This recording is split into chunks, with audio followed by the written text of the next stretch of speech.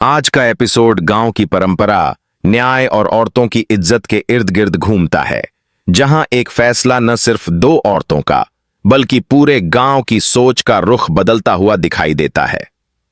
पंचायत का मैदान आज पहले से कहीं ज्यादा भरा हुआ है।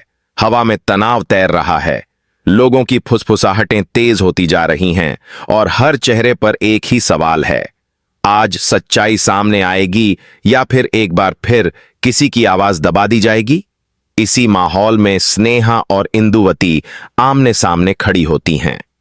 इंदुवती, जो हमेशा अपनी चालाकी, झूठ और मीठी बातों से गांव को बहकाती आई है, आज भी उसी आत्मविश्वास के साथ पंचायत में खड़ी होती है, जैसे उसे पता हो कि उसका कोई कुछ नहीं बिगाड़ सकता।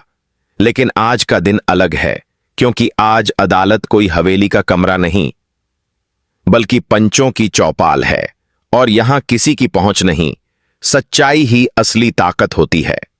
इंदुवती पंचायत के सामने रोती धोती खुद को बेगुनाह दिखाने की कोशिश करती है।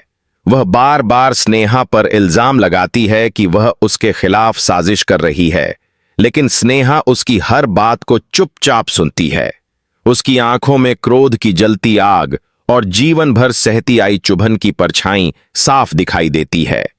लोग यह भी नहीं समझ पा रहे कि आज स्नेहा इतनी शांत क्यों है। तभी पंचायत के मुखिया उसे बोलने का मौका देते हैं। स्नेहा धीरे धीरे आगे आती है, उसकी आवाज शांत होने के बावजूद इतनी मजबूत कि पूरा गांव सुनने लगता है। वह कहती है कि कुछ लोग सच को मिटाने की कोशिश कर सकते हैं, लेकिन सच की लौ कभी बुझती नहीं।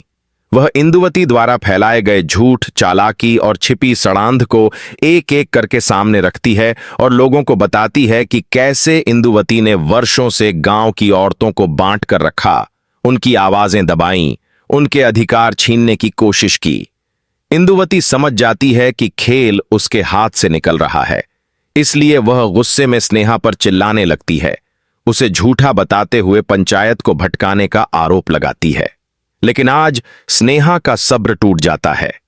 जो औरत बरसों से तमाशा बनती रही, जो दिल में दर्द लेकर भी चुप रहती रही, वह आज अपने अंदर छुपी चिंगारी को आग में बदलते हुए इंदुवती को जोरदार थप्पड़ मार देती है। पूरा पंचायत चौक एक पल को जैसे जम ही जाता है। हवा रुक जाती है, लोगों की सांसें थम जाती हैं और सन्नाटा ऐसा कि पत्ते की खड़खड़ाहट भी सुनाई दे। और सबसे ज्यादा हैरान होती है गंगा माई, जो हमेशा अपनी बेटियों को सहनशीलता, संयम और शांति का मार्ग दिखाती रही। वह खुद पीछे हटकर स्नेहा को देखती रह जाती है, जैसे उसे यकीन ही नहीं कि उसकी बेटी आज अपने अधिकार के लिए इतनी मजबूत बनकर सामने खड़ी है। थप्पड़ सिर्फ एक थप्पड़ नहीं, बल्कि बरसों के अत्याचार का जवाब था।